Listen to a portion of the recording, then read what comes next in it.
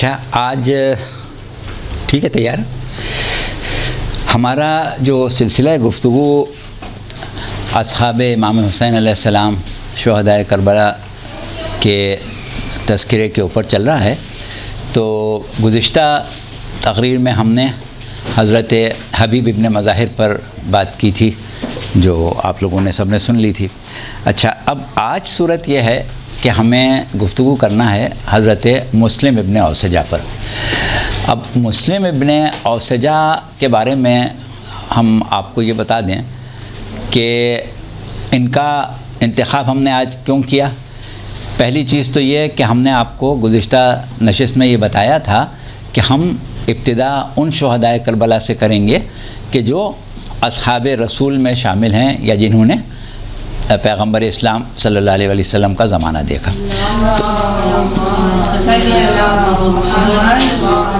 تو پہلی چیز تو یہ ہے، اور دوسری چیز یہ ہے کہ جناب مسلم ابن اوسجہ شہدائے کربلا میں پہلے شہید ہیں۔ سب سے پہلے جو شخص کربلا میں شہید ہوا ہے وہ حضرت مسلم ابن اوسجہ ہیں۔ تو اس اعتبار سے ہم نے دوسرا نمبر حضرت مسلم ابن اوسجہ کا لیا۔ اچھا، تیسری چیز ایک اور ہے، وہ یہ ہے کہ مسلم ابن اوسجہ بھی ان لوگوں میں شامل ہیں کہ جو امیر المومنین علیہ السلام کے ساتھ جنگوں میں شریک رہے، اور ان کا ایک خاص کردار ہے اس زمانے میں کہ جب جناب مسلم ابن عقیل سفیر حسین کی حیثیت سے کوفے میں وارد ہوئے تھے۔ تو ان تمام چیزوں کو دیکھتے ہوئے ہم نے یہ طے کیا کہ حبیب ابن مظاہر علیہ السلام کے بعد جو ہم دوسرا تذکرہ کریں وہ حضرت مسلم ابن اوسجہ کا کریں۔ اچھا، اب ہم کیونکہ اس سلسلے کو اس طریقے سے آپ کے سامنے رکھنا چاہتے ہیں کہ کم سے کم وقت میں زیادہ سے زیادہ چیزیں آپ کے سامنے آ جائیں، لہٰذا اس کو ایک تسلسل سے ہم بیان کرتے رہیں گے، اور ہم نے جو کچھ آپ کو بتانے کا ارادہ کیا ہے وہ اپنے پاس پہلے سے لکھ بھی لیا ہے تاکہ بات جو ہے وہ ہمارے طے شدہ پروگرام کے اندر رہے اور گفتگو بھی زیادہ سے زیادہ ہو جائے۔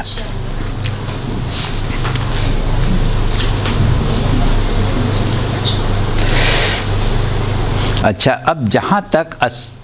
جناب مسلم ابن اوسجہ کا کردار صحابی رسول کی حیثیت سے ہے، وہ اپنی جگہ ہے، اور اس کے بعد جو ہمیں ایک خاص ان کی بہادری یا ان کے کردار میں ایک چیز نظر آتی ہے جو تاریخوں میں ملتی ہے، وہ ان کا ایک جہاد ہے جو پیغمبر اسلام صلی اللہ علیہ وسلم کے بعد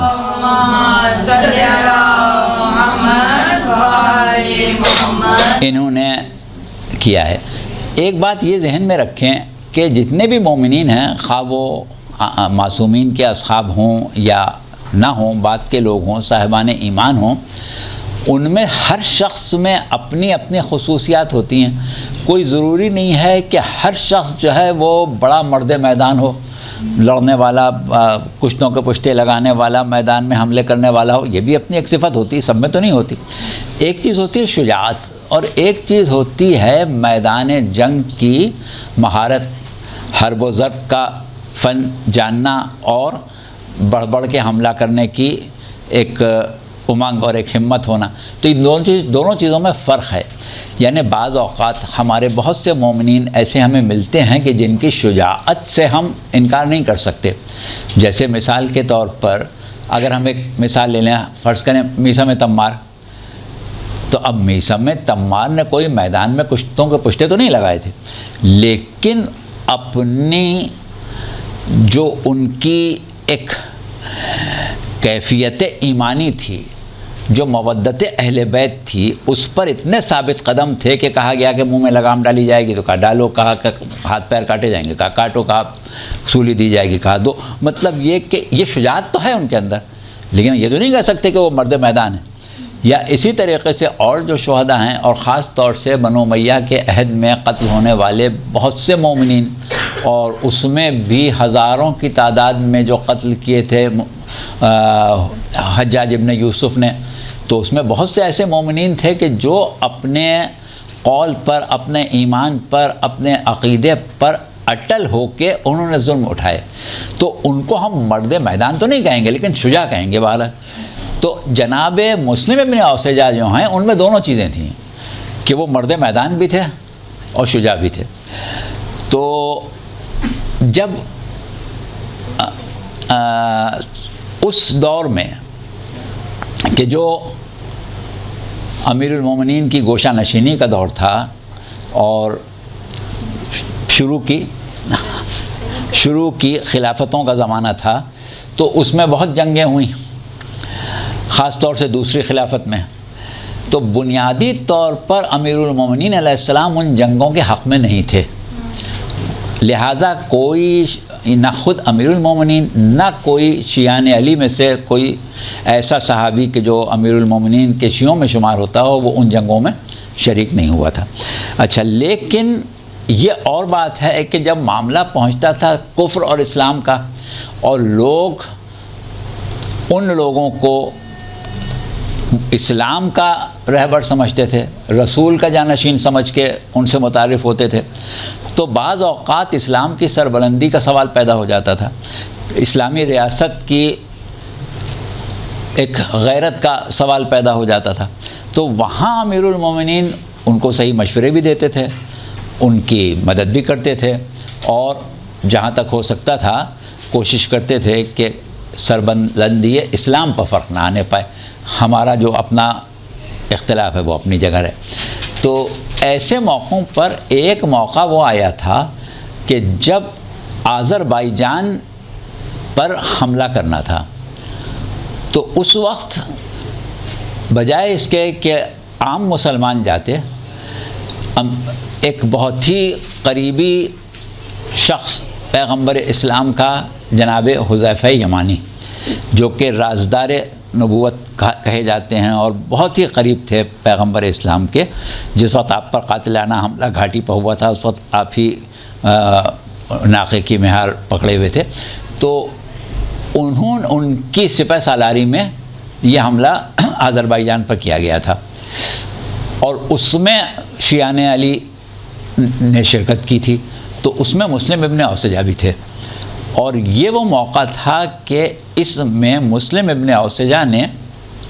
آذربائیجان کو فتح کرنے میں بہت کارنامے دکھائے تھے اور بڑی بے جگری سے لڑے تھے، جس کی وجہ سے عام مسلمانوں میں مسلم ابن اوسجہ کی شجاعت مشہور ہو گئی تھی. وہ لوگ جو ان کے چاہنے والے نہیں تھے، ان کے موقف کے نہیں تھے، ان کے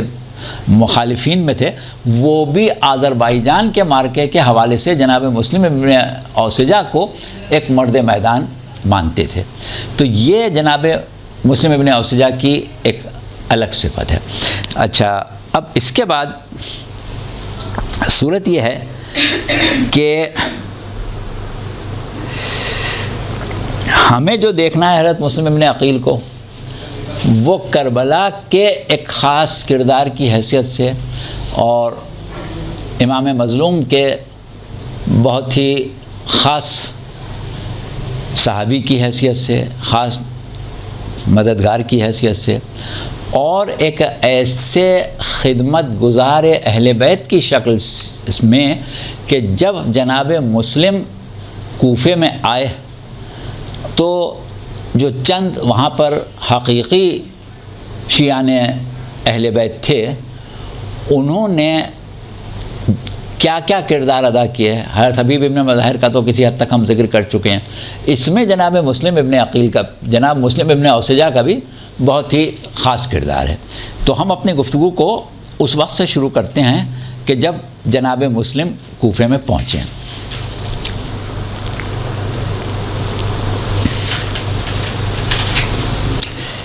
اچھا، اب ایک چیز یہاں پر، بعض چیزیں ایسی ہوتی ہیں جو صرف یاد دہانی کے لیے یا گفتگو کی بنیاد کے لیے سننے والوں کے ذہن میں ہونا ضروری ہے کہ حضرت مسلم ابن عقیل جو کوفے میں آئے تھے تو کیوں آئے تھے، کس حیثیت سے آئے تھے، کس مقصد سے آئے تھے؟ ظاہر ہے کہ کسی کی مدد کرنے کے لیے دیکھنا پڑتا ہے کہ بھئی کس مقصد سے آیا، جس مقصد سے آیا اس میں اس کی مدد کی جاتی ہے۔ تو جناب مسلم کا سلسلہ کیا تھا کہ جس وقت امام حسین مدینے سے نکلے تھے اس وقت تو سامنے یہی تھا کہ حاکم شام کی موت کی خبر آ گئی ہے، امام سے مطالبہ بیعت کیا جا رہا ہے اور بیعت نہ کرنے کی صورت میں سر کا تقاضا کیا جا رہا ہے، اور یہ طے ہے کہ اگر امام نے بیعت سے انکار کیا تو سر کاٹ کے مدینے سے آپ کا دمشق بھیجا جائے گا۔ اب ایسی صورت میں آپ کے پاس وقت بھی نہیں ہے۔ جس وقت ولید نے دربار میں بلایا تھا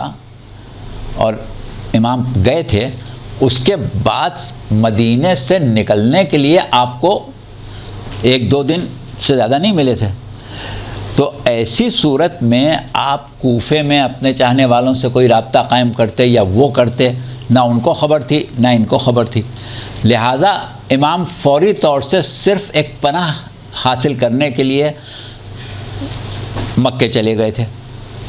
اور وہاں پر 3 شعبان کو پہنچنے کے بعد سے آپ نے خاموشی سے وہاں قیام کیا تھا۔ اب ادھر یہ صورتحال تھی کہ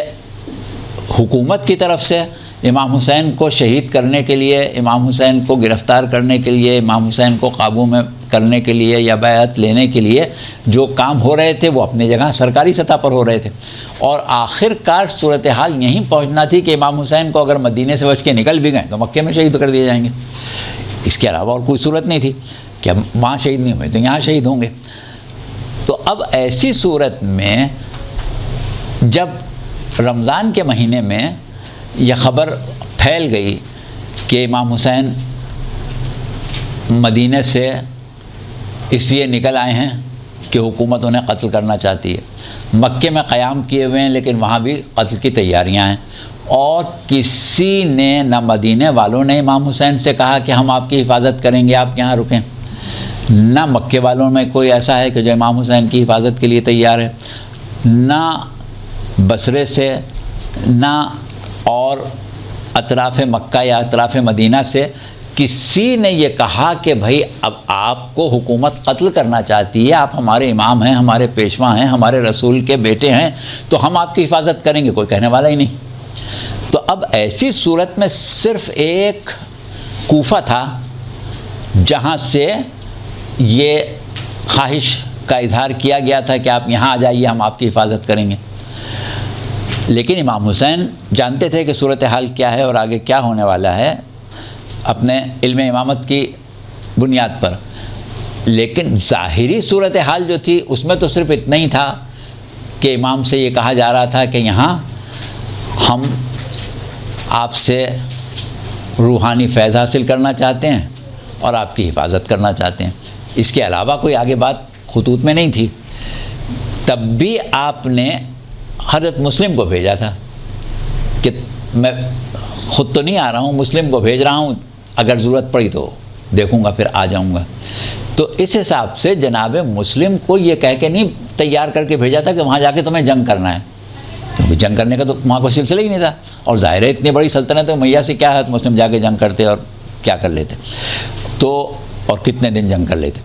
تو لہٰذا کوئی جنگ کرنے کے لیے تو بھیجا نہیں تھا۔ تو جنگ کے بارے میں ہدایات دے کے بھی نہیں بھیجا تھا، جنگ کے بارے میں کوئی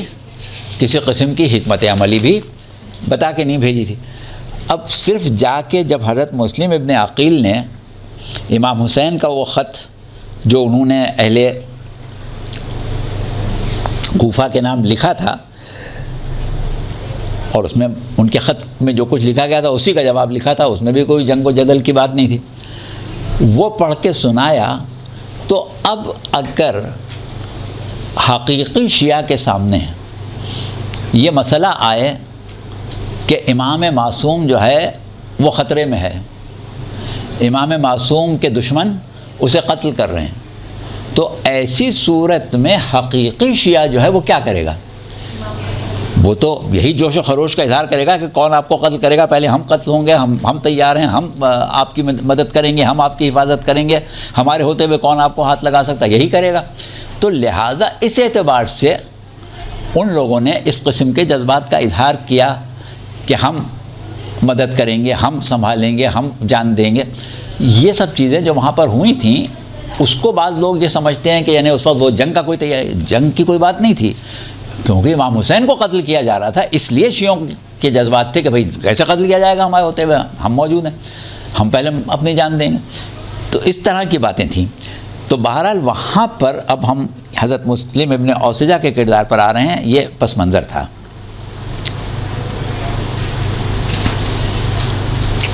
صورت یہ تھی کہ جب حضرت مسلم وہاں پہنچے تھے تو جو کوفے کا والی تھا وہ بشیر ابن نعمان تھا۔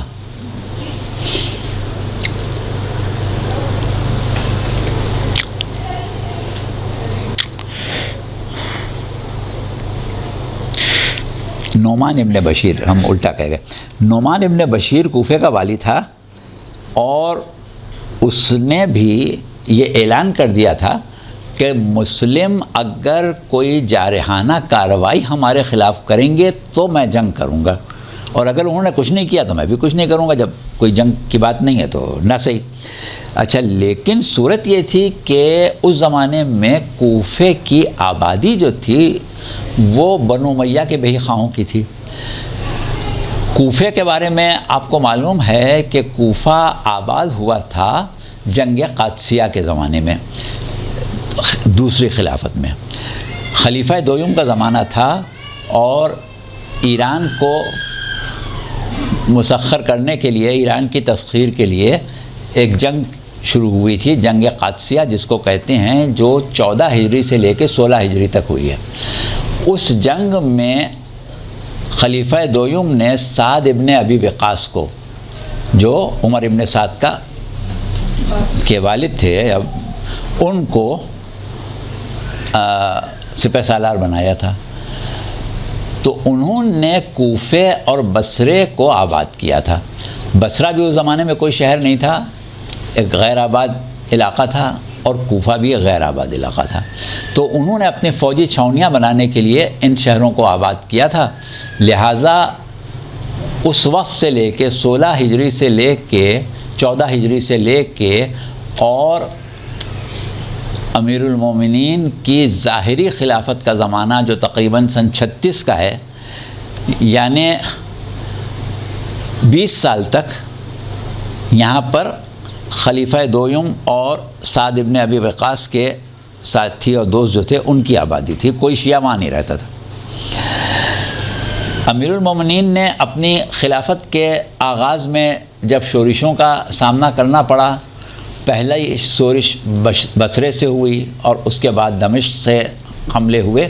تو ان کا مقابلہ کرنے کے لیے مدینے سے نکل کے کوفے میں قیام کیا تھا اور اس کو اپنا دارالخلافہ قرار دیا تھا۔ تو یہ زمانہ 4 سال کا ہے، صرف 4 سال امیر المومنین کا زمانہ رہا وہاں، جس میں تمام اہل بیت، تمام حقیقی شیعہ اور وہ لوگ کہ جو بنو امیہ کے خلاف تھے اور امیر المومنین کو چوتھا خلیفہ سمجھ کے ان کا ساتھ دے رہے تھے، وہ بھی اس زمانے میں شیعان علی کہلائے جانے لگے، کیونکہ ظاہر ہے کہ وہ شیعان بنو امیہ نہیں تھے، بلکہ بنو امیہ کے خلاف حضرت علی کے ساتھ جنگ کر رہے تھے۔ تو اس حساب سے وہ بھی شیعان علی کہلانے لگے۔ تو شیعان علی ایک وہ ہو گئے جو حقیقی شیعان علی تھے، جو حضرت علی کو پہلا امام، حجت خدا، نفس رسول، خلیفہ بلا فصل سمجھتے تھے، اور ایک وہ تھے جو چوتھا خلیفہ سمجھ کے اپنا، جس طرح باقی 3 کو مانتے تھے ویسے حضرت علی کو بھی مانتے تھے، اور بنو امیہ کے خلاف تھے، ان کو باقی سمجھتے تھے۔ تو اس وقت تو ظاہر ہے کہ سب ایک ہو گئے تھے۔ لیکن جب امام حسن علیہ السلام امیر المومنین کی شہادت کے بعد واپس آئے اور حکومت امیر شام کے سپرد کر دی گئی، تو یہ زمانہ سن 40 ہجری کا ہے، اور امام حسین شہید ہوئے ہیں 60 ہجری میں، جو بعد میں 61 ہجری ہو گئی۔ تو 20 سال تک وہاں پر بنو امیہ کی حکومت رہی۔ پہلے 16 سال سعد ابن ابی وقاص کے ساتھی تھے، اور اس کے بعد 20 سال بنو امیہ تھی، صرف درمیان میں 4 سال شیعہ اہل بیت وہاں گئے تھے، اور جب امام حسن واپس چلے گئے مدینے تو زیادہ تر سب واپس چلے گئے۔ اب وہاں پر جو رہ گئے تھے ان پر ان 20 سالوں میں اتنے مظالم ہوئے کہ ان کی تعداد بھی بہت کم رہ گئی۔ تو اس حساب سے کوفے میں حقیقی شیعہ اہل بیت جو تھے وہ بس گنتی کے چند تھے اس وقت۔ اچھا، اب اس میں جب جناب مسلم پہنچے تو صورت یہ تھی کہ آپ کو بلانے والے جو حقیقی شیعہ تھے ان کے سید و سردار جو تھے وہ سلیمان ابن سرد خزائی تھے، اور سلیمان ابن سرد خزائی اس وقت کوفے میں موجود نہیں تھے۔ دوسرا ایک شخص جس کے اوپر بہت بھروسہ کیا جا سکتا تھا وہ مختار ثقفی تھے، اور مختار ثقفی بھی اس وقت کوفے میں نہیں تھے، وہ بھی کوفے کے باہر تھے۔ اس کے بعد جو لوگ لے دے کے رہ جاتے تھے وہ مسلم ابن عقیل، مسلم ابن اوسجہ، حبیب ابن مظاہر اور چند افراد، عابس ابن ابی شبیب شاکری تھے، 2-4 افراد اور تھے جو رہ گئے تھے، یا ہانی ابن عروہ تھے۔ ان کے علاوہ کوئی ایسا نہیں تھا،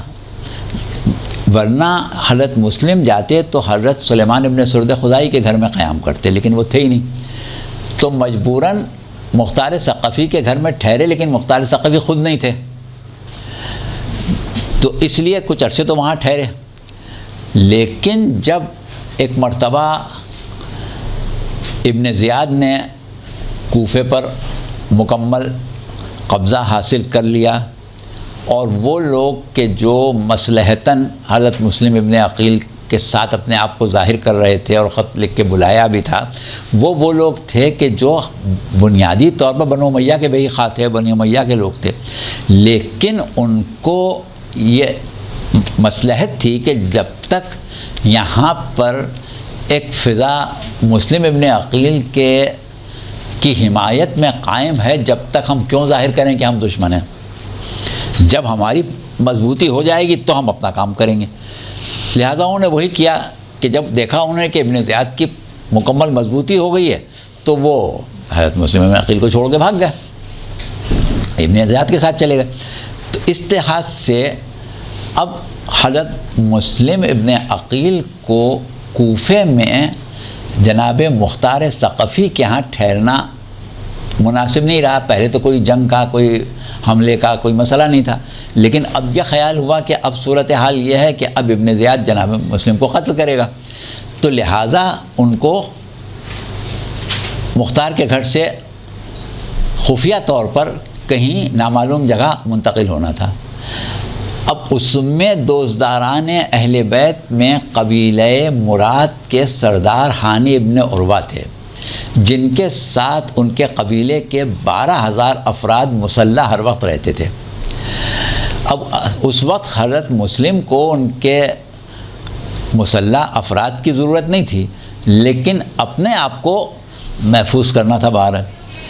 لہٰذا وہ جا کے پوشیدہ ہو گئے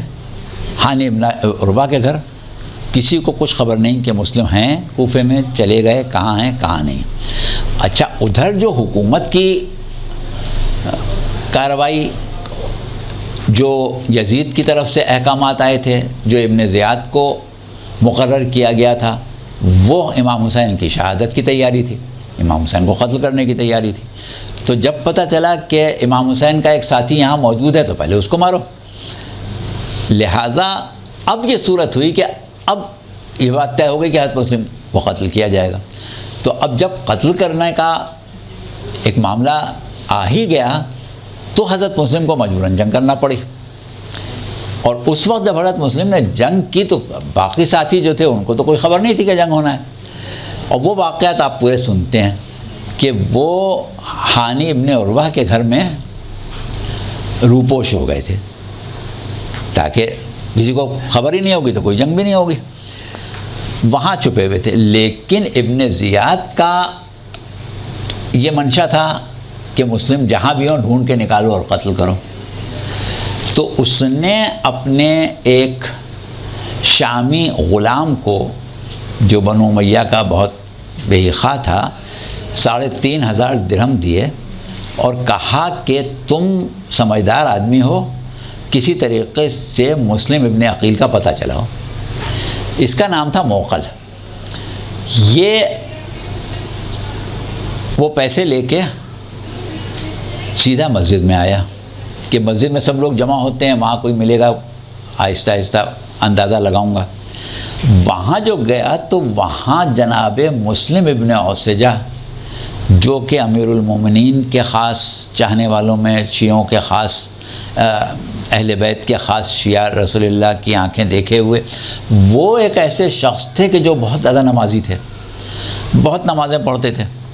تو وہ وہاں مسجد میں نماز پڑھ رہے تھے اور مستقل نمازیں پڑھ رہے تھے۔ بہت دیر ہو گئی ان کی نمازیں، تعقیبات اور جو وہ مستحبات پڑھ رہے تھے وہ ختم نہیں ہو رہی تھیں۔ تو یہ موقل نے بعد میں بتایا کہ میں نے جب ایک شخص کو اتنی نمازیں پڑھتے دیکھا تو میں سمجھ گیا کہ یہ شیعہ لوگ نمازیں بہت پڑھتے ہیں، تو یقیناً یہ کوئی شیعہ ہوگا، اور اگر شیعہ ہے تو اس کو مسلم کا پتہ بھی معلوم ہوگا۔ تو اب میں نے اپنا مکر و فریب جو تھا اس کو استعمال کیا۔ اب اس سے آپ اندازہ لگائیں کہ یہ مومنین بڑے سادہ لوح ہوتے تھے، کیونکہ خود نہ جھوٹ بولتے تھے نہ کسی کو دھوکہ دیتے تھے، تو ان کے ذہن میں تصور ہی نہیں تھا کوئی جھوٹ بھی بولے گا، ہر ایک کو سچا سمجھتے تھے۔ تو اس نے جب دیکھا کہ یہ کافی دیر سے نمازیں پڑھ رہے ہیں، اس کو یقین ہو گیا کہ اتنا خضوع و خشوع سے نمازیں پڑھنے والا، اتنا بارگاہ خداوندی میں خشوع کرنے والا جو ہے یہ شیعہ کے علاوہ نہیں ہوتا، تو شیعہ ہے تو پکی بات ہے۔ تو اس نے جب دیکھا کہ یہ نماز سے فارغ ہو گئے ہیں تو ان کے قریب آیا، سلام کیا، مخاطب ہوا اور کہنے لگا کہ میں یہ سمجھتا ہوں کہ یقیناً آپ شیعان اہل بیت میں سے ہیں، اور میں بھی الحمدللہ آپ کا بھائی ہوں، اور مجھے بھی اہل بیت سے بہت محبت ہے۔ تو انہوں نے کہا کہ مسجد میں اتنے لوگ تھے تو میرے ہی پاس کیوں آئے؟ تو اس نے کہا کہ آپ کو دیکھ کے مجھے یقین ہو گیا تھا کہ آپ شیعان اہل بیت میں سے ہیں، اور یقیناً آپ اہل بیت سے قریب ہیں، تو اس لیے میں آپ کے پاس آیا تھا، اور اس کی وجہ یہ تھی کہ میں محب اہل بیت ہوں، آپ کے دین پر ہوں، اہل بیت کا چاہنے والا ہوں، اور میں نے سنا ہے کہ خاندان رسالت کے ایک فرد جناب مسلم ابن عقیل یہاں پر موجود ہیں، تو میرے پاس خمس کی رقم ہے، اور میں یہ چاہتا ہوں کہ یہ ان کے حوالے کر دوں تاکہ ان کے کام آئے۔ تو آپ سے میری درخواست ہے کہ اگر آپ کو معلوم ہے کہ وہ کہاں ہیں تو آپ مجھے ان کا پتہ بتا دیں تاکہ یہ رقم میں ان کو دے آؤں۔ اب دیکھیں کیسا اس نے ایک کھیل کھیلا ہے۔ اب جناب مسلم ابن عقیل نے اپنے طور پر تو اس سے بات کی، لیکن ظاہر ہے کہ یہ ایک سیدھے سادے بھولے آدمی تھے، وہ بڑا مکار تھا، اس نے اپنا مکر جو تھا وہ ظاہر نہیں ہونے دیا۔ جب وہ مکر اس کا ظاہر نہیں ہوا تو انہوں نے کہا کہ چلو مجھے بہت خوشی ہوئی تم سے مل کے کہ تم میرے برادر ایمانی ہو، اور میں اس وقت اسی کام میں مصروف ہوں کہ کسی طرح ان کو محفوظ کروں اور ان کی قوت بڑھاؤں، کیونکہ مجھے ڈر ہے کہ ان کے اوپر حملہ ہو جائے گا، تو جتنی ان کو طاقت دے سکتا ہوں وہ مجھے دینی ہے۔ تو کوئی بات نہیں ہے، تم کل آنا میرے پاس، میں لے چلوں گا۔ دوسرے دن وہ پہنچ گیا، یہ اس کو لے کے حانی ابن عروہ کے گھر میں حضرت مسلم ابن عقیل کے پاس چلے گئے۔ اب اس کو پتہ چل گیا کہ یہاں ٹھہرے ہوئے ہیں۔ وہاں جا کے اس نے حضرت مسلم ابن عقیل سے بھی اسی طرح عقیدت و محبت کا اظہار کیا، اپنے آپ کو شیعہ ظاہر کیا اہل بیت کا، اور رقم ان کے ہاتھ میں دی، کہا کہ یہ میں آپ کی نظر کرنے آیا ہوں اور آپ کا چاہنے والا ہوں، اب میں آپ کو چھوڑ کے نہیں جاؤں گا کہیں، میں آپ کے پاس ہی رہوں گا۔ لہٰذا وہ روز آ کے وہاں بیٹھ جاتا تھا۔ اب جو سارے دن شیعان اہل بیت چند تھے وہاں پہنچ جاتے تھے حضرت مسلم کی خیریت لینے کے لیے، وہ سب کو پہچان گیا، اور حضرت مسلم ابن عقیل کی جگہ کو بھی پہچان گیا، یہ بھی اس کو پتہ چل گیا کہ یہاں حضرت مسلم ابن عقیل محفوظ ہیں اور ان کی حفاظت جو ہے وہ ہانی ابن عروہ کر رہے ہیں۔ تو یہ کیا کرتا تھا کہ سارے دن وہاں بیٹھتا تھا، سارے احوال دیکھتا تھا، اور شام کو جا کے ابن زیاد کو سب بتاتا تھا کہ یہ ہو رہا ہے۔ تو اس طرح اس نے جناب مسلم ابن عقیل کو گھیرے میں لے لیا، اور اس کے بعد پھر صورت یہ ہوئی تھی کہ حضرت مسلم ابن عقیل کو وہاں پر قتل کرنے کے لیے پہلے ابن زیاد نے چاہا کہ ہانی ابن عروہ کو قتل کروں گا، اس کو یہ خیال تھا کہ اگر ہانی ابن عروہ زندہ رہے تو مسلم ابن عقیل پر ہاتھ ڈالنا مشکل ہو جائے گا، لہذا اس نے بغیر کچھ بتائے ہوئے خاموشی سے حضرت مسلم ابن عروہ کو بلایا۔ ان کو کچھ خیال نہیں تھا کہ اس وجہ سے بلا رہا ہے، لہذا وہ اپنے ساتھ کسی کو لے کے بھی نہیں گئے، ایسے ہی سیدھے نہتے اس کے پاس چلے گئے۔ اس نے ان کو مارا پیٹا بھی اور گرفتار بھی کر لیا۔ اب جب ان کے قبیلے والوں کو کسی طرح پتہ چلا تو وہ لوگ مسلح ہو کے وہاں پہنچ گئے۔ اب وہ پہنچ گئے تو ابن زیاد کے اوپر اگر حملہ کر دیتے تو ابن زیاد کو پکڑ لیتے، گرفتار کر لیتے، مار دیتے، کچھ بھی کر لیتے۔ ایک شخص تھا قاضی شریح، یہ وہ شخص ہے کہ جو خلیفہ سویم کے زمانے میں قاضی القضات بنایا گیا تھا، اور یہ بنو امیہ کا بڑا بے خواہ تھا، بہت ہی مکر و فریب والا، بڑا دشمن اہل بیت اور بڑا ہی خبیث قسم کا شخص تھا۔ امیر المومنین نے اپنے زمانے میں اس کو معزول کر دیا تھا، لیکن جب حکومت امیر شام کے ہاتھ میں آئی تو اس نے اس کو دوبارہ قاضی القضات کے عہدے پر فائز کر دیا۔ امیر المومنین علیہ السلام کے نہج البلاغہ میں جو خطوط ہیں اس میں بعض خطوط قاضی شریح کے نام بھی ہیں، وہ آپ کبھی نکال کے پڑھیے گا کہ قاضی شریح کو آپ نے معزول بھی کیا تھا، اور آپ سے جو گفتگو نے جو اس کے خطوط میں گفتگو لکھی ہے اس سے پتہ چلتا ہے کہ امیر المومنین قاضی شریح کو کیسا سمجھتے تھے۔ لیکن یہ ایک سوچنے کی بات ہے کہ عہد معاویہ سے لے کے مروان ابن حکم اور مروان ابن حکم کے بعد عبد الولید ابن مروان اور عبد الولید ابن مروان کے بعد ولید ابن عبد الملک کے زمانے تک کہ قاضی القضات ہی رہا، تو کتنا اس کے خیالات میں اور بنو امیہ کے خیالات میں ہم آہنگی ہوگی۔ اب وہاں پر اس نے کیا کیا کہ یہ کوٹھے پر چڑھ گیا اور جا کے لوگوں سے کہا کہ میں بحیثیت ایک عالم دین، ایک اللہ سے ڈرنے والا فرد آپ کو یقین دلاتا ہوں کہ ہانی ابن عروہ خیریت سے ہیں، آپ کو پریشان ہونے کی کوئی ضرورت نہیں۔ وہ سب واپس چلے گئے۔ اب اس کے بعد ہانی ابن عروہ جب قتل ہوئے اور لشکر تیار ہوا تو اس وقت جناب مسلم جو تھے وہ اچانک تلوار لے کے ہانی ابن عروہ کے گھر سے نکل آئے تھے،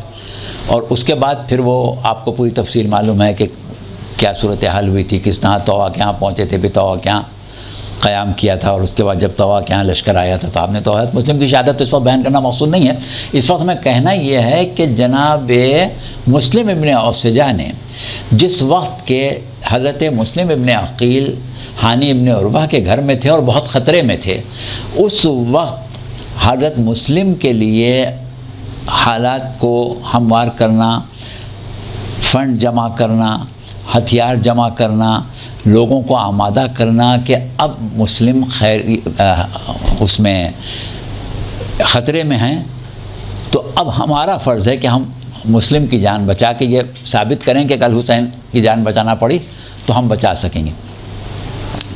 اس وقت حضرت مسلم ابن اوسجہ بہت پیش تھے، لیکن جب حضرت مسلم ابن عقیل شہید ہو گئے اور اس وقت ان کے ساتھ کوئی بھی نہیں تھا، وہ اکیلے نکل آئے، شہید ہو گئے۔ اب جب حضرت مسلم ابن عقیل شہید ہو گئے تو جس طرح سے حبیب ابن مظاہر روپوش ہو گئے تھے، اسی طرح مسلم ابن اوسجہ بھی روپوش ہو گئے تھے،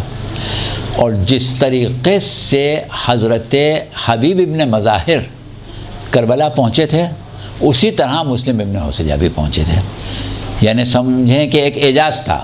پروردگار عالم کا کوئی خاص اہتمام تھا کہ جو وہ وہاں پہنچ گئے تھے۔ تو مسلم ابن اوسجہ ایک ایسی فرد ہیں کہ جن کا نام محضر شہادت میں پروردگار عالم نے اس اہتمام سے لکھا تھا، جس اہتمام سے جناب حبیب بن مظاہر کا لکھا تھا کہ کیسے ہی حالات ہوں، کچھ بھی ہو، ان کو کربلا میں شہید ہونا ہی تھا، شہدائے کربلا میں ان کو شامل ہونا ہی تھا۔ تو اب ہم یہاں سے کربلا کی طرف آئے جاتے ہیں۔ اچھا، اب ہم جناب مسلم ابن اوسجہ کا تھوڑا سا تعارف کرائیں۔ یہ قاضی شریح کا تذکرہ ہو چکا۔ ان کا نام ابو حجل مسلم ابن اوسجہ ابن سعد ابن صالبہ اسدی ہے۔ ہاں، ہے جیم لام ہائے ہتی۔ ہائے ہتی سمجھتے ہیں آپ لوگ؟ ہائے ہتی کون سی ہے ہوتی ہے؟ وہ ہائے ہووز ہوتی ہے۔ ہاں، ہائے ہتی ہوتی ہے جیم چے کے ساتھ والی ہے، اور جو ہاتھی والی ہوتی ہے وہ ہائے ہووز ہوتی ہے۔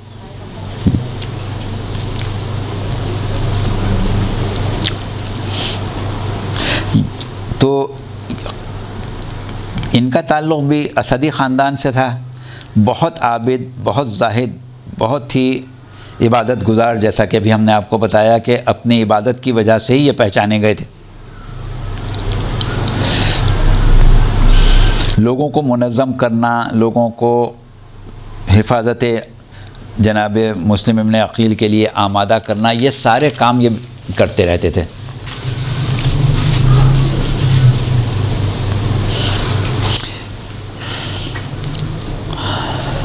تو یہ بات ہم آپ کو بتائیں کہ جناب مسلم ابن اوسجہ کو یہ شرف حاصل ہے کہ کربلا کے پہلے شہید ہیں۔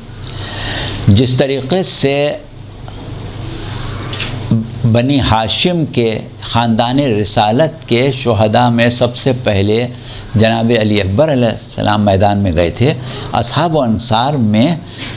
سب سے پہلے عبداللہ ابن عمیر میدان میں گئے تھے، لیکن شہید سب سے پہلے مسلم ابن اوسجہ ہوئے۔ تو یہ بات ہم ابھی آپ کو تفصیل سے بتائیں گے۔ اب یہ بات ہم یہاں پر مختصر کیے لیتے ہیں کہ کیونکہ مسلم ابن اوسجہ بھی معجزانہ طور پر کربلا پہنچ گئے تھے،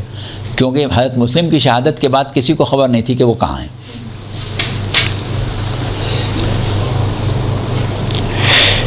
کربلا میں جو ہم ان کے کردار کی بات کریں گے وہ کریں گے شب عاشور سے۔ شب عاشور آپ لوگوں کو معلوم ہے کہ امام حسین نے اپنے اصحاب کا اور ان لوگوں کا کہ جن کو اللہ نے محضر شہادت میں مرحوم کر دیا تھا، ایک خاص امتحان لے کے عالم میں انسانیت کے سامنے ان کی حیثیت کو پیش کر دیا تھا۔ ان سے یہ چراغ بجھا دیا تھا اور ان سے یہ کہا تھا کہ یہ لوگ میرے خون کے پیاسے ہیں، اگر مجھے پا لیں گے تو تم سے تعرض نہیں کریں گے، لہذا تم لوگ مجھے چھوڑ کے چلے جاؤ۔ اور تم لوگوں کے جانے میں کیا کیا چیزیں مانع ہو سکتی ہیں؟ پہلی چیز یہ کہ تم لوگوں کو یہ احساس ہے کہ میں تمہارا امام ہوں، اور امام کی نصرت ظاہر ہے ہر شیعہ پر واجب ہے۔ اب اگر تم مجھے چھوڑ کے جاؤ گے تو تمہیں یہ افسوس ہوگا کہ تم اپنے فریضے سے منہ موڑ رہے ہو، تو میں اپنے اس حق کو واپس لے رہا ہوں، میں اجازت دے رہا ہوں۔ کوئی یہ نہیں ہے کہ تم امام کو چھوڑ کے چلے گا، امام کے کہنے سے جاؤ، میں تمہیں چھوڑ رہا ہوں، تاکہ یہ جو چیز ہے کہ بھئی نصرت امام واجب تھی اس لیے شہید ہو گئے، یہ بھی ختم ہو جائے بھی سے۔ اس کے بعد آپ نے کہا کہ دیکھو تم لوگوں کو اس بات کا اندیشہ ہوگا کہ اگر تم مجھے چھوڑ دو گے تو آخرت میں نجات نہیں پاؤ گے، تو میں تمہاری نجات کا ضامن ہوں، آخرت میں تمہیں بخشواؤں گا، تمہیں نجات دلاؤں گا، لہذا اس سے بھی بے خوف ہو جاؤ. اور اس کے بعد یہ کہا تھا کہ تم لوگوں کو اس بات کی شرمندگی ہوگی کہ لوگوں کو کیا منہ دکھاؤ گے کہ امام کو تنہا چھوڑ کے آ گئے. تو تم ایسا کرو کہ میرے خاندان کے ایک ایک فرد کو ساتھ لے لو، اور لوگوں کے اوپر یہ ظاہر ہوگا کہ تم خاندان رسالت کے کسی شخص کو بچانے کے لیے نکال رہے تھے. تو یعنی جتنے امور ہو سکتے تھے امام حسین کا ساتھ دینے کے، ان سب کو امام نے ختم کر دیا کہ اب صرف اور صرف ایک جذبہ جو اپنے آپ کو وقت کے امام کے ساتھ قربان کرنے کا،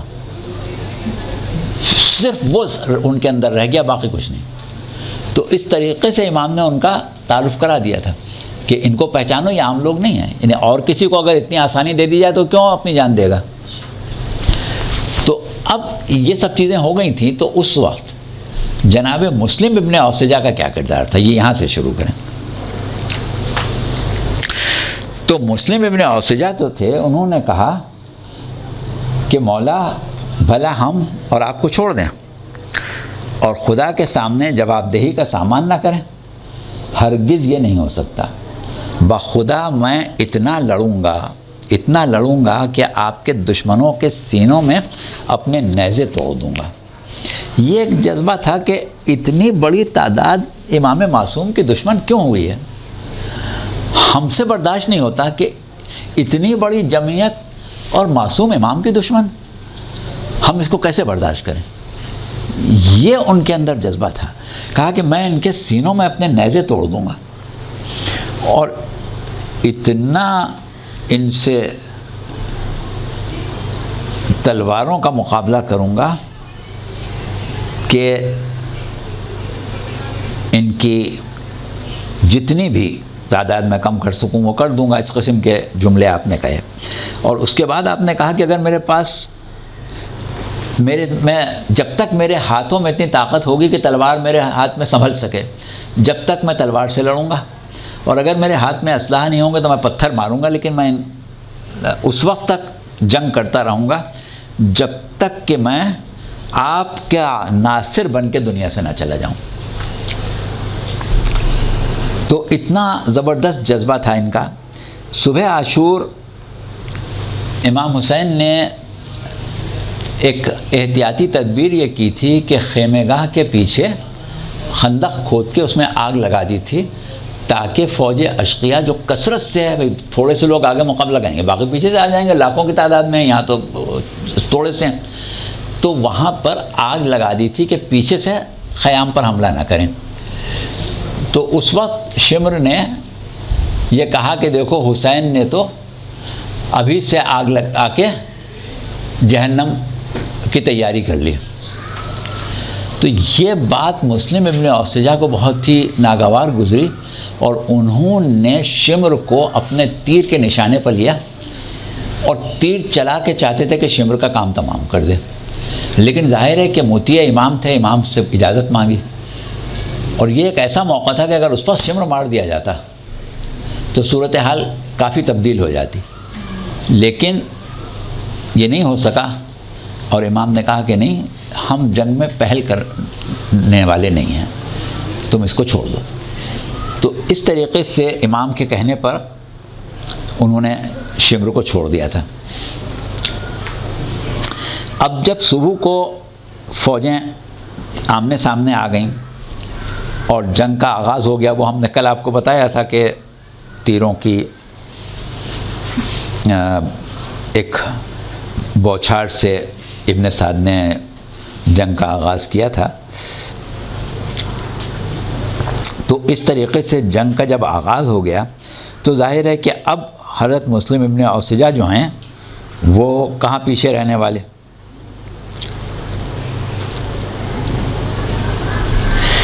اب یہاں پر عام آدمی اگر تصور کرے معرکہ کربلا کا کہ ایک طرف بھوکے پیاسے پریشان حال تھوڑے سے لوگ ہیں جن میں سب سوار بھی نہیں ہیں، سب زیادہ خاطر خواہ اسلحہ سے لیس بھی نہیں ہیں، اور دوسری طرف لاکھوں افراد ہیں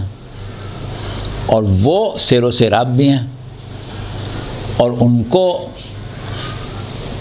حکومت کی طرف سے یہ وعدے بھی کیے گئے ہیں کہ تم کو یہ انعام ملے گا، تم کو یہ ملے گا، تم کو یہ ملے گا، تم کو وہ ملے گا، اور ان بیچاروں سے تو کسی نے نہیں کہا ہے کہ تم کو کیا ملے گا، سوائے اس کے کہ ان کو تو اللہ کی رضا چاہیے اور کچھ بھی نہیں چاہیے۔ تو ایسی حالت میں اگر آدمی صرف نفسیات انسانی دیکھے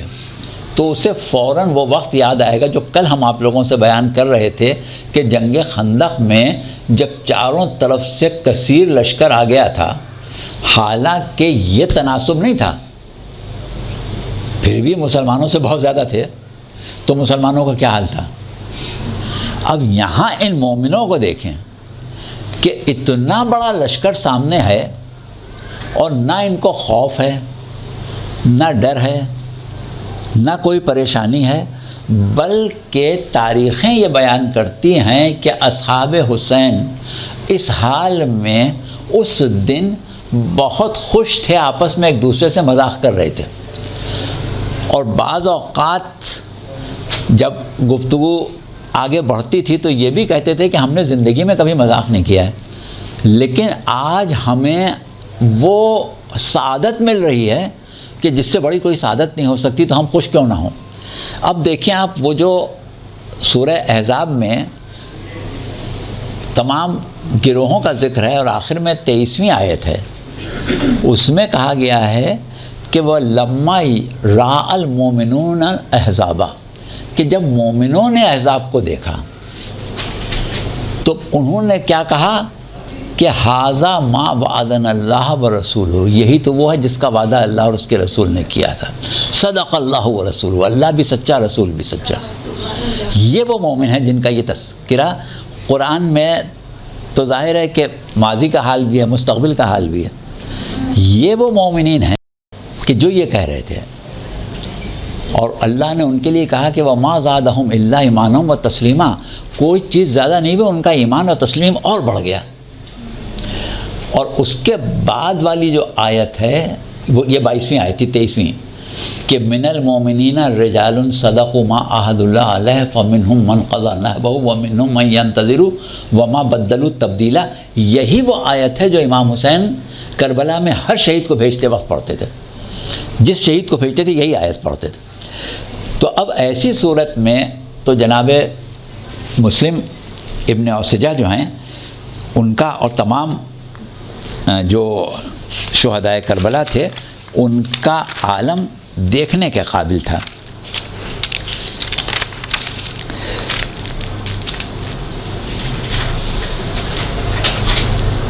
اچھا، اب یہ ہم کل بتا چکے ہیں کہ جب جنگ کا آغاز ہوا امام حسین کے پاس صرف 32 سوار تھے، اور آپ نے لشکر کو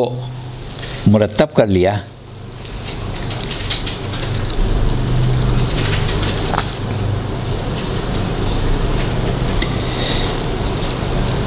تو اس وقت ایک چیز اور آپ سن لیں جو تاریخوں میں امام حسین کی ایک دعا ملتی ہے، یہ وہ دعا ہے جو صبح عاشور جنگ شروع ہونے سے پہلے امام نے پڑھی تھی۔ اس کا ترجمہ ہم آپ کو بتائی دیتے ہیں کہ بار الہ تو ہر تکلیف میں میرا سہارا اور قبلہ امید ہے، ہر سختی میں اور پیش آنے والی ہر مہم میں مجھے تجھ پر بھروسہ ہے۔ کتنے ایسے صدمے ہیں جن کو برداشت کرنے کی قوت دل میں نہیں ہوتی، اور تدبیر کی راہیں بھی بند ہو جاتی ہیں، ساتھی بھی چھوڑ جاتے ہیں، دشمن بھی تانا زنی کرتے ہیں، اور اس قسم کے حالات میں اس قسم کے حالات کو میں تیری بارگاہ میں پیش کرتا ہوں، کیونکہ میں تجھے چھوڑ کے کسی سے لو لگانے کا عادی نہیں ہوں۔ بس تو ہی تکلیف کو دور کرتا ہے، تدارک کرتا ہے، تو ہی ہر نعمت کا مالک، احسان کا مرکز اور ہر حال میں آخری پناہ گاہ ہے۔ تو یہ وہ موقع تھا کہ جس سے آغاز جنگ کربلا ہو رہا ہے۔ ادھر گنتی کے چند افراد ہیں جو صفیں باندھے کھڑے ہیں، اور ادھر لاکھوں کا لشکر جو ہے وہ ٹھاٹھے مار رہا ہے۔ اب ہم آپ کو یہ بتائیں کہ جنگ کا آغاز کہاں سے ہوا، کیسے ہوا۔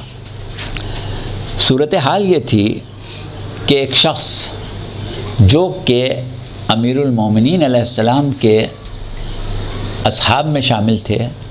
اور آپ کے ساتھ ہر جنگ میں انہوں نے جہاد میں حصہ بھی لیا تھا، اور ہمارے سلسلہ راویان کے ایک راوی بھی ہیں، جناب شیخ طوسی نے ان کے حدیثیں نقل کرنے کا اور بحیثیت راوی ان کا تذکرہ کیا ہے۔ یہ ہیں عبداللہ ابن عمیر۔ ان کا پورا نام ہم آپ کو بتا دیں کہ ان کا نام ہے عبداللہ ابن عمیر ابن عباس ابن عبد قیس ابن علیم الکلبی، قبیلہ بنی کلب کے شخص ہیں، اور یہ کس کی شاخ تھی جو خاندان علیم کہلاتا تھا، اس سے ان کا تعلق تھا۔ یہ کوفے سے کچھ فاصلے کے اوپر، یعنی کوفے اور کربلا کے بیچ میں ایک علاقہ تھا جہاں کھجوروں کے باغ تھے،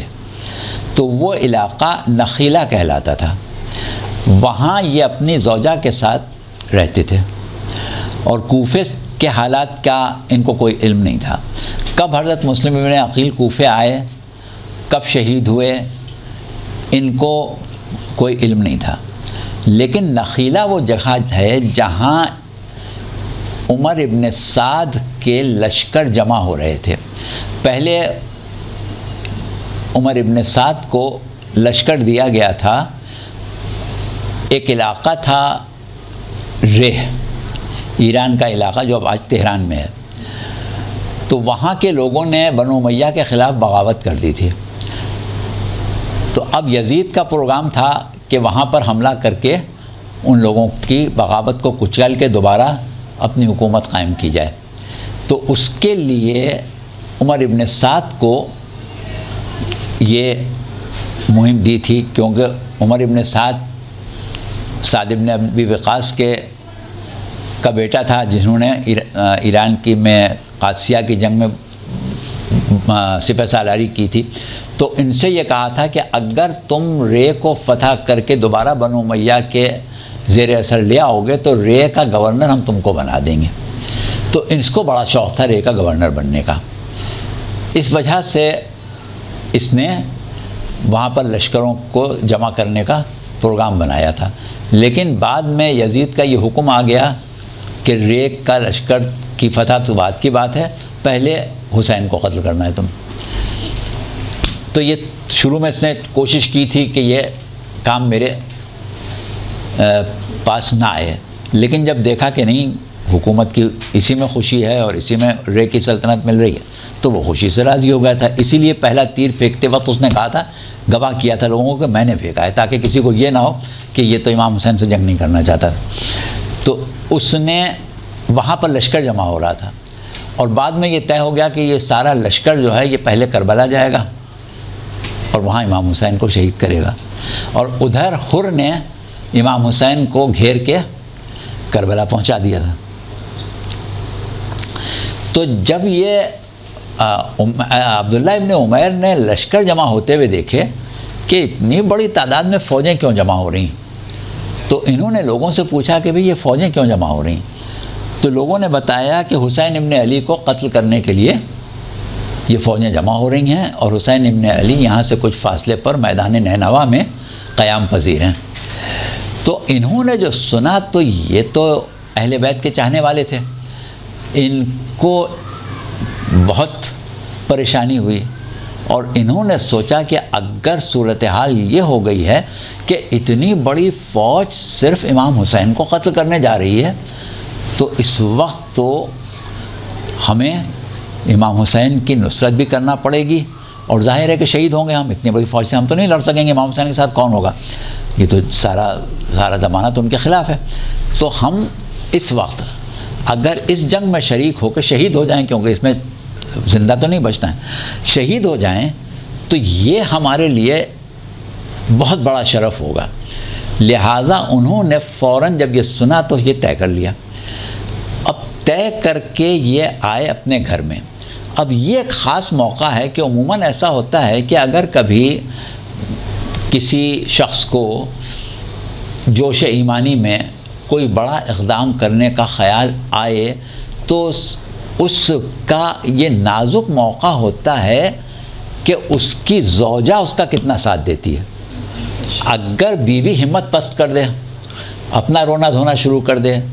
اپنی پریشانی کا شکوہ کرے، تو ظاہر ہے کہ مرد کی ہمت جو ہے وہ پست ہو جاتی ہے۔ لیکن ان کی زوجہ بھی محبان اہل بیت خواتین میں اپنا ایک خاص مقام رکھتی تھیں۔ ام وہب، تو یہ جب واپس آئے گھر میں تو انہوں نے گھر آ کے اپنی زوجہ سے کہا کہ ام وہب، میں نے باہر یہ صورت دیکھی ہے اور میں نے یہ طے کیا ہے کہ میں امام کی خدمت میں جاؤں گا اور اپنی جان کا نذرانہ پیش کر دوں گا۔ اور اس کے بعد ظاہر ہے کہ ان کو نفسیاتی طور پر انتظار ہوگا کہ بیوی کیا کہیں گی۔ ان کی زوجہ ایک بہت ہی محترم خاتون تھیں، اہل بیت کی بڑے چاہنے والی تھیں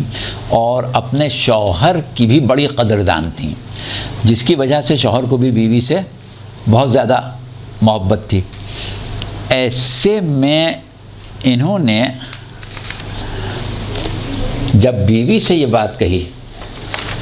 کہ میں نے یہ طے کیا ہے کہ میں اس طریقے سے امام حسین کے پاس پہنچ جاؤں اور وہاں جا کے شہید ہو جاؤں، تو ان کی زوجہ نے بجائے اس کے کہ وہ یہ کہتی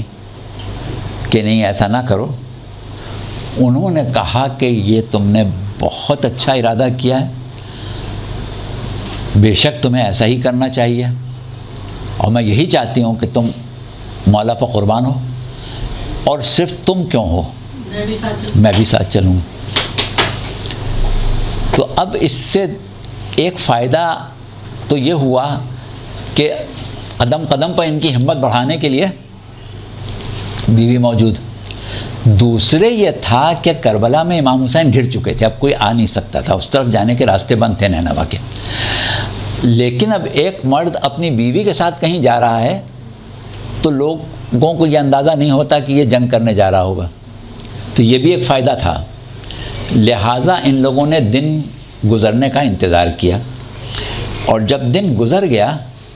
تو دونوں زن و شوہر چھپتے چھپاتے رات کے وقت سفر کرتے ہوئے نکلے، اور ان کا بھی نصیب تھا کہ ان کے نصیب میں شہادت تھی، محضر شہادت میں ان کا نام تھا کہ ان کو لوگ روک نہیں پائے اور انہیں راہ مل گئی، اور یہ کسی نہ کسی طریقے سے کربلا میں امام حسین کے ساتھیوں کے ساتھ جا کے ملاق ہو گئے۔ اب جب صبح عاشور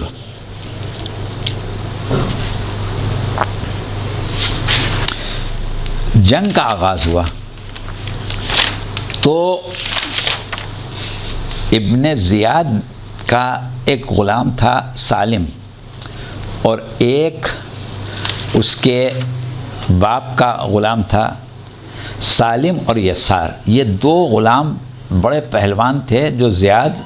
اور ابن زیاد کے غلام تھے، اور ظاہر ہے کہ بنو امیہ کے بہی خواہ اور جنگ کرنے کے لیے امام حسین سے یہ وہاں پہنچے ہوئے تھے، تو سب سے پہلے ابن سعد نے ان کو بھیجا،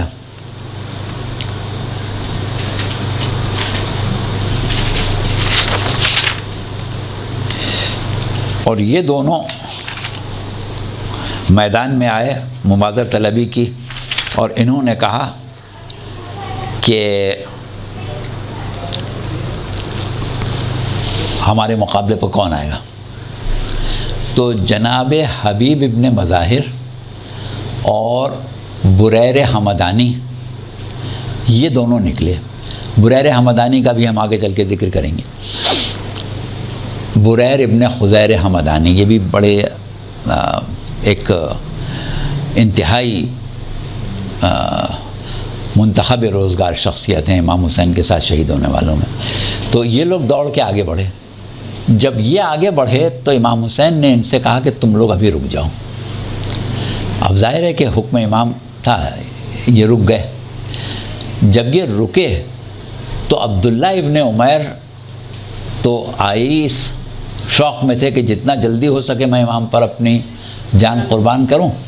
تو انہوں نے ایک دفعہ امام سے اجازت مانگی۔ امام نے ان کی طرف دیکھا، ان کی تعریف کی اور ان سے کہا کہ ہاں تمہیں اجازت ہے،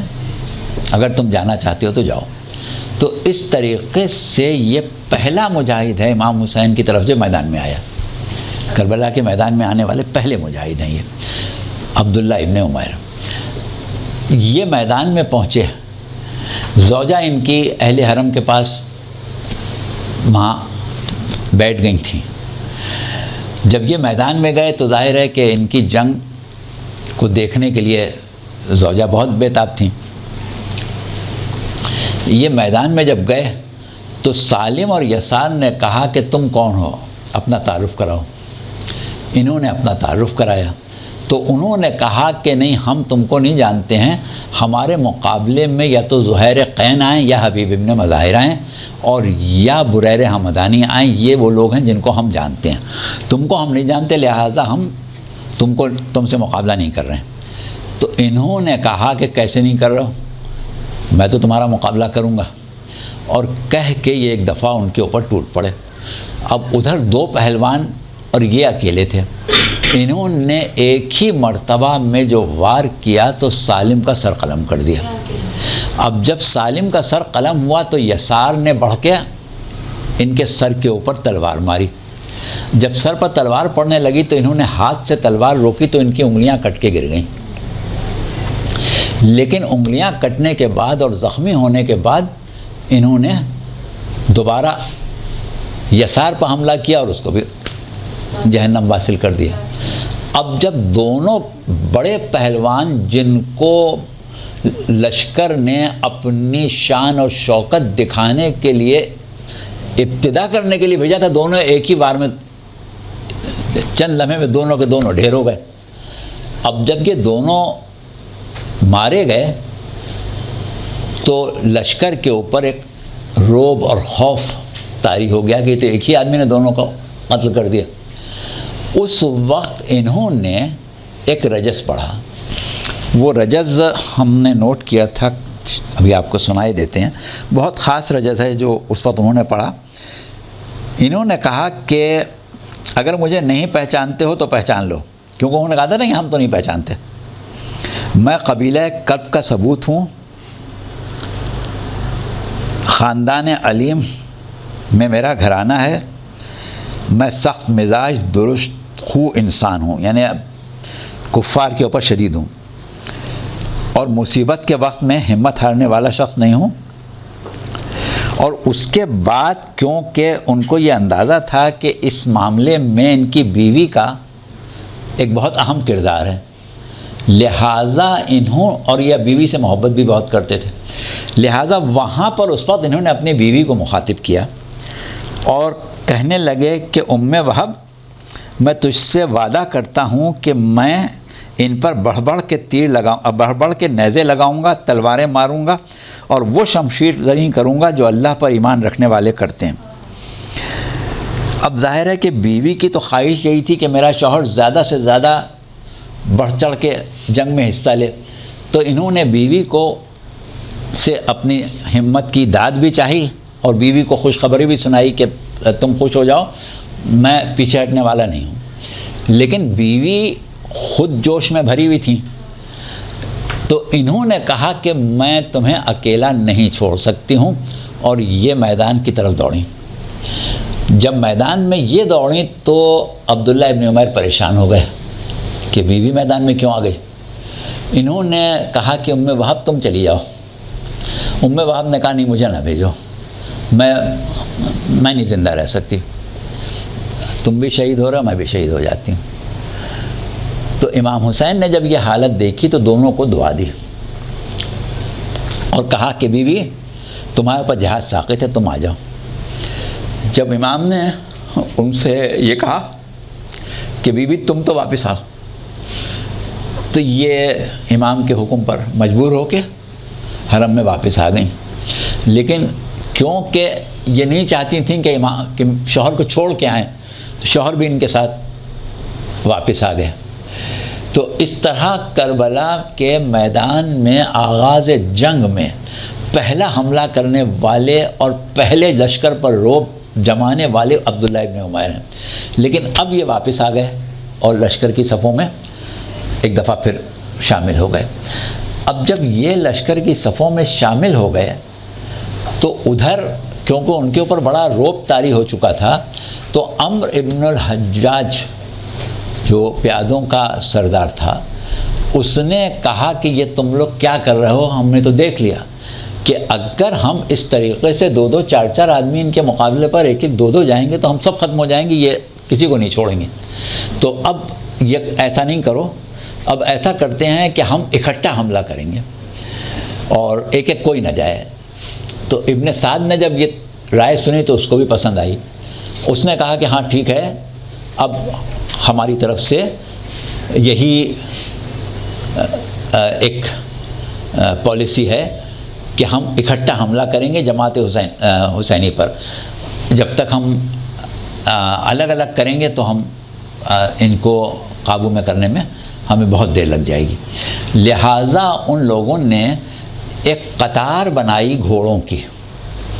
اور سواروں کا ایک پورا دستہ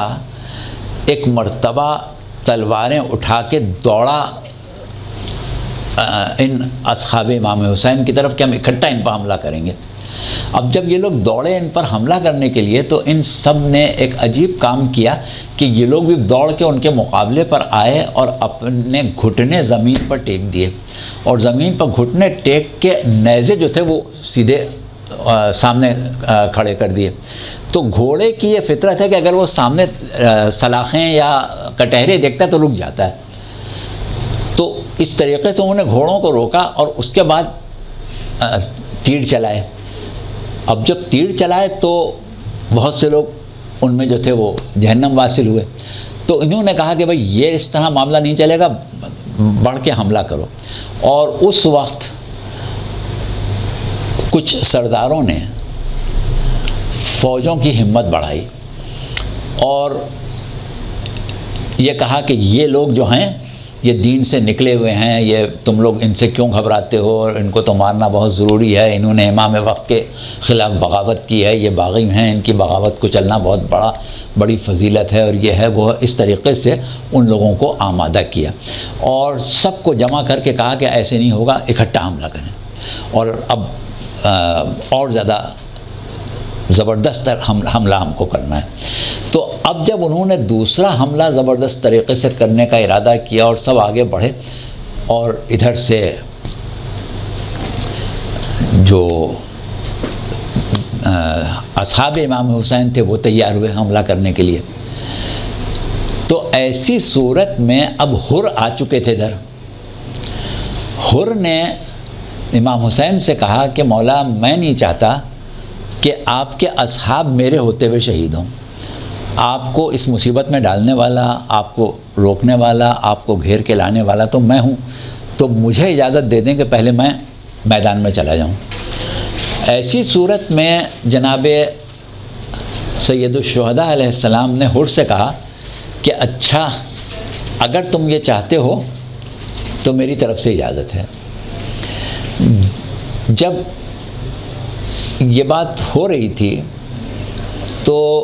ایک سردار نے یاد دلایا ایک شخص کو جس کا نام تھا یزید ابن سفیان۔ یہ بہت بڑا پہلوان، بہت بڑا جنگجو اور بڑا مشہور حرب و ضرب کا ماہر تھا۔ تو اس نے یہ کہا تھا کہ حر کو اگر میں حسین کی طرف جاتے دیکھ لیتا تو اسی وقت حر کا کام تمام کر دیتا، مگر حر ایسے وقت میں گیا کہ میں نے دیکھا نہیں۔ تو ایک سردار نے اس سے کہا کہ دیکھو ہم تو پورا اکٹھا ہو کے حملہ کر رہے ہیں اور ادھر سے خالی اکیلا حر آیا ہے، کوئی دوسرا نہیں ہے، تو کیا تم اس وقت حر کو نہیں قتل کر دو گے؟ اس نے کہا میں کر دوں گا۔ لہٰذا وہ آگے بڑھ کے حر کے مقابلے پر آیا اور اس نے چاہا کہ حر کو قتل کر دوں۔ حر سے کہا کہ کرتے ہو میرا مقابلہ؟ حر نے کہا کہ ہاں کروں گا۔ لہٰذا دونوں میں جنگ کیا شروع ہوئی کہ ایک ہی بار میں حر نے یزید ابن سفیان کو ڈھیر کر دیا۔ اب جب یزید ابن سفیان گرا تو پورا لشکر حر پر ٹوٹ پڑا اور حر کا گھوڑا زخمی ہو گیا، تقریباً مرنے کے قریب ہو گیا، لیکن حر پھر بھی میدان میں ڈٹے رہے اور بڑھ بڑھ کے انہوں نے اتنے حملے کیے اور اتنا جوش و خروش دکھایا کہ ایک دفعہ پھر لشکر پیچھے ہٹ گیا۔ اب کی جو لشکر پیچھے ہٹا تو حر مبازر طلبی کرتے رہے، کسی کی ہمت نہیں ہوئی آنے کی۔ تو جب حر نے دیکھا کہ کوئی مقابلے پر نہیں آ رہا ہے تو حر ایک مرتبہ واپس آئے۔ جب حر واپس آئے تو اب فوج نے بڑا حملہ کیا۔ اب جب فوج نے بڑا حملہ کیا تو ادھر سے اصحاب کو بھی اسی طریقے سے جنگ میں کودنا پڑا اور کچھ لمحے ایسے گزرے کہ بڑی گھمسان کی جنگ ہوئی۔ ادھر بھی تمام اصحاب جنگ میں اب آگے بڑھ رہے تھے، اور یہ بات ہم آپ لوگوں کو پہلے بتا چکے ہیں کہ جب تک اصحاب حسین حملہ اولا میں اکٹھا 50 نہیں شہید ہوئے تھے، انہوں نے لشکر کو قریب نہیں آنے دیا تھا، بہت دور روکے ہوئے تھے، بہت دور جنگ ہوتی تھی، خیام کے قریب نہیں ہوتی تھی، قریب آنے نہیں دیتے تھے۔ تو اس وقت جب گھمسان کی جنگ شروع ہوئی، کچھ پتہ نہیں چل رہا تھا کہ کون کس وقت کہاں جنگ کر رہا ہے۔ سب اصحاب جو تھے وہ اس جنگ میں اپنے اپنے طور پر حصہ لے رہے تھے، اور اتنی ہمت سے انہوں نے کام لیا کہ ان تھوڑے سے افراد نے ایک مرتبہ پھر اس لاکھوں کے لشکر کو پیچھے ڈھکیل دیا۔ اب جب لاکھوں کا لشکر پیچھے چلا گیا تو ایک دفعہ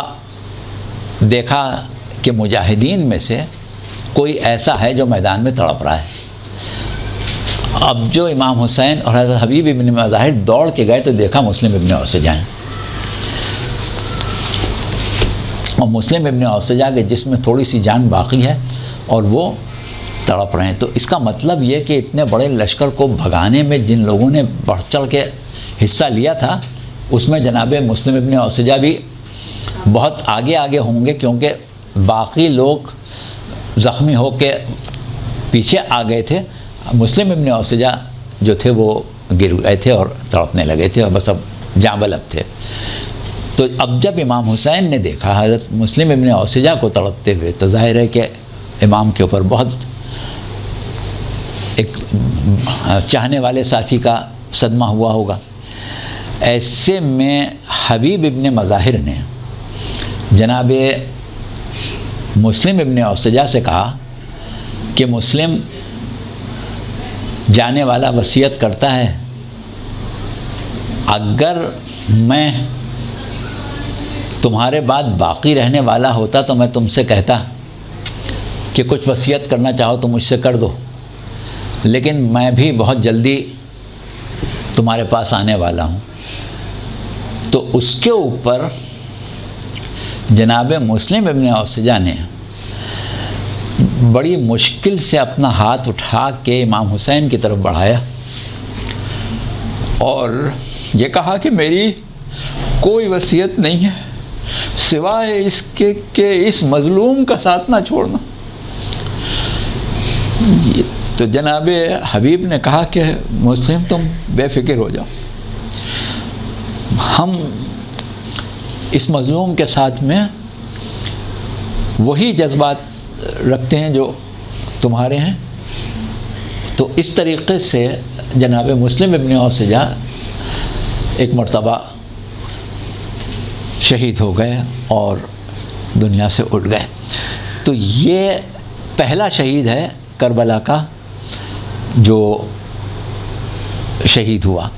اس کے بعد پھر جنگ آگے بڑھتی رہی اور دیگر افراد میدان میں جاتے رہے اور شہید ہوتے رہے۔ تو اس طرح ہم نے اس وقت آپ کو حضرت مسلم ابن اوسجہ کی شہادت اور ان کے حالات سے آگاہ کیا ہے۔ اب انشاءاللہ اگلی کلاس میں ہم کوشش کریں گے کہ یا حضرت نافع ابن ہلال کا تذکرہ کریں اور یا پھر عابس ابن ابی شبیب شاکری کا، جو بھی مناسب ہوا، یا اس کے علاوہ بھی اگر کسی کی ضرورت پڑی، کیونکہ ظاہر ہے کہ اتنے شہداء میں ہمارے پاس اتنی کلاسیں تو نہیں ہیں، تو ہم کوشش یہی کریں گے کہ اگر ایک کلاس میں زیادہ کا ذکر ہو جائے تو زیادہ کا ذکر کر دیں، لیکن بہرحال تفصیلی ذکر کرنے کے لیے تو تھوڑا وقت چاہیے ہوتا ہے۔ تو آج میرے خیال سے آپ کی کلاس کا وقت بھی شاید ختم ہو گیا ہے، تو آج کی حد تک اجازت دیں، پھر انشاءاللہ بشرط حیات اگلے ہفتے کچھ اور لوگوں کا تذکرہ کر دیں گے۔